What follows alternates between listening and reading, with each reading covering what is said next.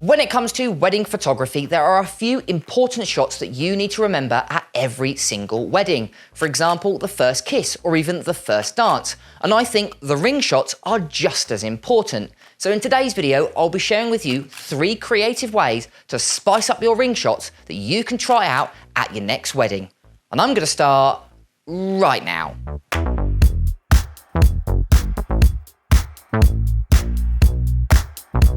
So as a wedding photographer, I really think taking a photo of the rings is really important and one of your key moments. But I see a lot of photographers just not bothering through maybe just not lack of trying or maybe just not interested. So hopefully this video will show you how creative you can be when taking a photo of the rings, especially if they're important to the couple. I've just done a wedding where the wedding ring has been handed down from generation to generation. So it's really important for the couple to have that memorized on the day. So let's start off with creative shot number 1, the water shot.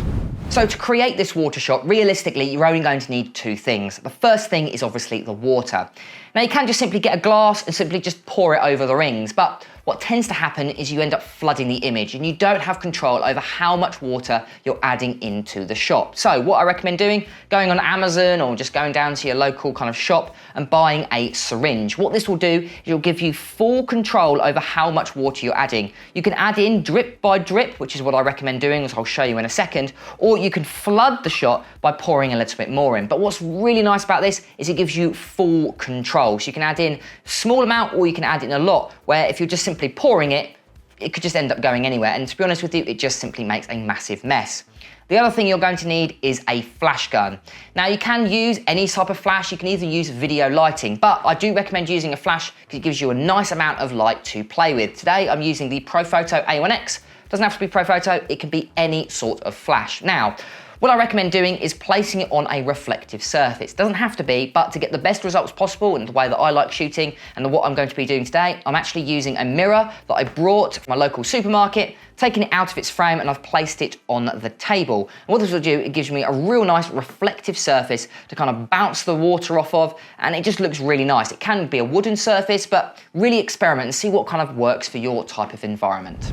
Right, so to create this shot is actually really simple. All you need to do, place the rings onto the mirror, then you want to get your camera basically horizon to the top of your table. So if I go ahead and take a sample shot so you can see, you want a shot that roughly looks something like this. Then what you want to do is get your flash, lay it on its side, and you want to place it at a 90-degree angle to your camera. So you're placing the flash around here. This will basically create a long shadow on the far side of your shot. Then what you want to do is get the right settings. Now, whenever I do macro work, I shoot at quite high apertures, so we're getting basically the entire item or product in focus. So for the shots that I'm doing today, I'm shooting 200th of a second at f/16, and then to balance that, I'm using an ISO of 500. Again, it may be different for your particular shot. So I'll go ahead and take this photo here. As you can see, if you go ahead and zoom in, everything is nice and in focus. Right, so now we're gonna go ahead and add in the water. Now, to get the best results possible, what I recommend doing is shooting at a very, very fast shutter. So what I recommend doing is going to your camera and going to basically high speed continuous to take as many photos as it can, basically as fast as the flash can fire. Then what I recommend doing, filling up your pipette or syringe, and then basically holding it over the rings and then just hoping you get the right shot. So let's see if we can get it on round 1.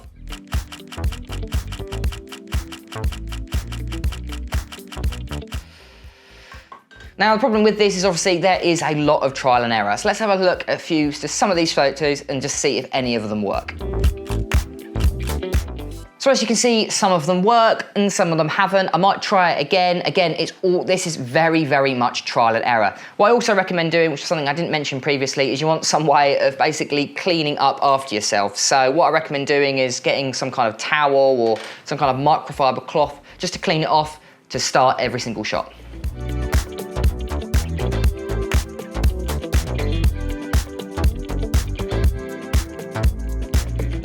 Okay, so once you've got them back in the shot again, do another sample shot just to make sure that you're happy where the rings are. Again, I'm really happy with that shot. Then again, fill up the syringe you've got here, make sure you've got no air in there.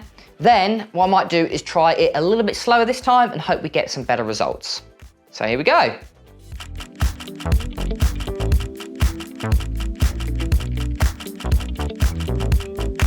Okay, so we have got a lot better results that time. So again, like I was saying, it's all trial and error. I try it again and again and again until we get the best results.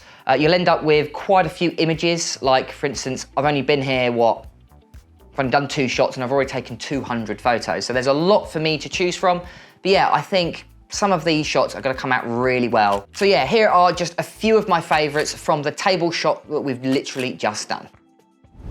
Now, my second shot idea is actually very similar to the water shot, but instead it makes it look like it's snowing instead of it look like it's raining. Like I recently added the rain shot into my previous wedding because it was raining all day. So it was quite nice to have a ring shot with this kind of rain effect or this water effect, kind of replicates and kind of complements what the photos looked like on the day. But what happens if it is snowing? Well, what we'll do is we'll take out the water and instead we'll use this. This is a deodorant can. And I'll tell you what, it works unbelievably well for when you're wanting to make it look like it is snowing. So we're going for a very similar effect. So we're going for, again, we're going for a 90-degree angle of the rings, basically level to the table. Then we're going to go for the flash, and we're going to again having it at a 90-degree angle. We're going to have our grid on the front, so we're basically pointing it directly at the rings. But this time, instead of dropping the water, we're going to spray it with deodorant. So what you want to do is basically have it a fairly high down, and you want to spray it from holding it over the flash at a 45-degree angle down towards the rings. And again, you want it on high speed to make sure that you've got the right image. So we'll just do a test shot first. So again, for the shutter speed, I'm using 200th of a second at f16 and then 500 ISO to basically balance the exposure. So what I'm gonna do is go for that. I'm happy with that shot here, and we're gonna go ahead and just simply spray it. You ready? 3, 2, 1.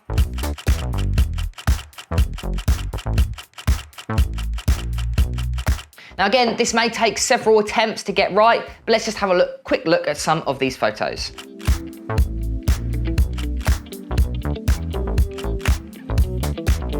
And as you can see, I am really happy with the image. And what's quite nice about this is, firstly, the rings end up smelling quite nice, which is a little bit of a bonus, but it's also easier to clean up than the water. So if you're in a more challenging environment and you can't get water absolutely everywhere, this deodorant can works really well. What I recommend doing is having a little bit more of a, open up the windows just so you don't get too, if you've got to try this again and again and again to get the right shot, it can get a little bit claustrophobic in here with all of this spray, but it works really, really well to create this snowy, wintry style effect. So yeah, that is my second creative shot when it comes to wedding rings.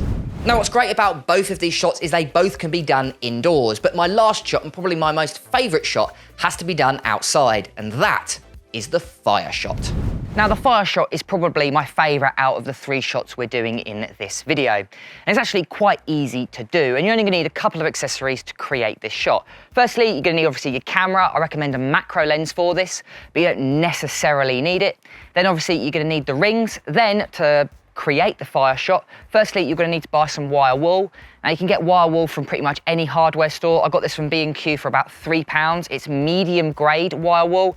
I find that seems to light the best out of the kind of tests that I've done, but it doesn't really matter what wire wool you have. Then you're gonna need to cut the wire wool up, because obviously you don't wanna light it all at the same time. So you're gonna get some scissors. Then you're gonna get a straw. Now, what you wanna do is you wanna blow on the wire wool to kind of increase the oxygen so it really creates this burn effect. Then you're gonna need something to light it. And that's what I recommend buying, something like this. Or you could just use a simple lighter, but a Bunsen burner or a blowtorch like this allows you to light it up all at the same time. This is probably one of my favorite wedding accessories, simply because you could do shots like this very easily, but you can also light sparklers at the same time. So if you're doing a lot of sparklers at the end of the night, you wanna light them all at the same time, having something like this is really handy. Right, so let's move on to the shot. So what you wanna do is you wanna get a little bit of wire wool. You want to cut it up, not too much. Something like this is a perfect amount. You wanna spread it out a little bit. Now, with the shot, you wanna have some kind of surface, some kind of reflective surface. Reflective surface works really well because it will reflect the fire kind of back up again, but it can be on a stone surface like this shot here, or it can even be on a glass surface, or even a mirror, for example, like this shot here. Today, we're just simply using a glass table I've got in my back garden. Obviously, don't recommend doing this inside for obvious reasons. You're playing with fire, so I recommend doing this outside and on something that isn't necessarily flammable, like for example wood. So what you want to do is get your camera lined up and make sure you're focusing on the rings because we're creating this bokeh effect in the background. And what you want to do is to go for a shot similar to this. So what you've got is you've got the rings on the lower third shot, and then you've got a lot of room at the top, and that's where this is going to go. Now, the further back you place the wire wool, the more kind of out of focus it will be and the larger the bokeh balls. The closer to the rings, the narrower and smaller the bokeh balls. Now, to create my favorite shot, I'd recommend shooting between f5.6 to f8. Again, the shallower the aperture, you're gonna have more kind of background blur and you're gonna have more kind of really rigid bokeh balls. So I like going for this kind of middle shot where the bokeh balls aren't too big, but they're also not too small either. So what we want to do is place the wire wool about, I don't know, a foot away, I think gets the best shot. You want to have a look roughly on your camera to see kind of what the shot's looking like. I do a few test shots to kind of test it out. Now, for this shot, I'm shooting on aperture priority. I'm shooting at f2.8 at 500 ISO. That making me the shutter speed of around 5,000. You want a nice fast shutter speed to capture the flames. So you want to place the wire wool about there, then move the other wire wool further away, light your Bunsen burner, and then just light it quickly. And as you're doing it, take the photos.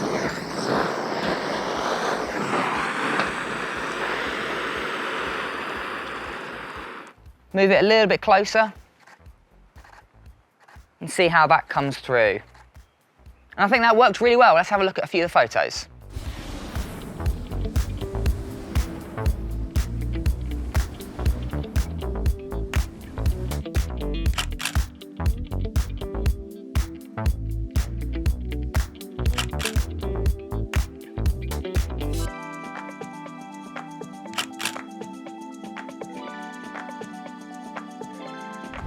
Brilliant, and there we go, guys. So there are my top 3 wedding photography ring shot ideas that you can try out at your next wedding. But of course, there are so many more ideas. So if you want me to do like a part 2 or an episode 2 of this video, make sure to write it down in the comments below. And of course, if you want to add anything to this video, again, make sure to use the comment section below so you can help out other photographers. Now, if you want to know about what I bring to a wedding, what I recommend, go ahead and watch this video here. Or if you're more interested in just watching some lens reviews, then I've got my playlist just up here.